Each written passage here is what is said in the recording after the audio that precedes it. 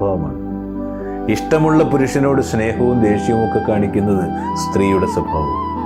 തൻ്റെ പെണ്ണ് മറ്റൊരാളാൽ അവഹേളിക്കപ്പെടുന്നത് ഒരു പുരുഷനും ഇഷ്ടമല്ല.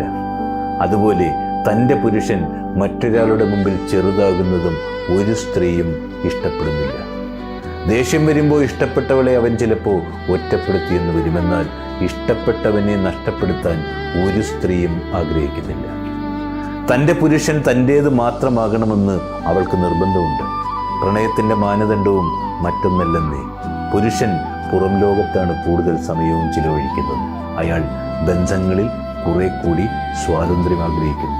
സ്ത്രീ അവളുടെ പുരുഷനിലേക്കും കുട്ടികളിലേക്കും പലപ്പോഴും ഒതുങ്ങിക്കൂടുന്നു. എന്നാൽ തൻ്റെ പുരുഷൻ്റെ മേലുള്ള സ്വാതന്ത്ര്യവും അധികാരവും വിട്ടുകൊടുക്കുന്നില്ല.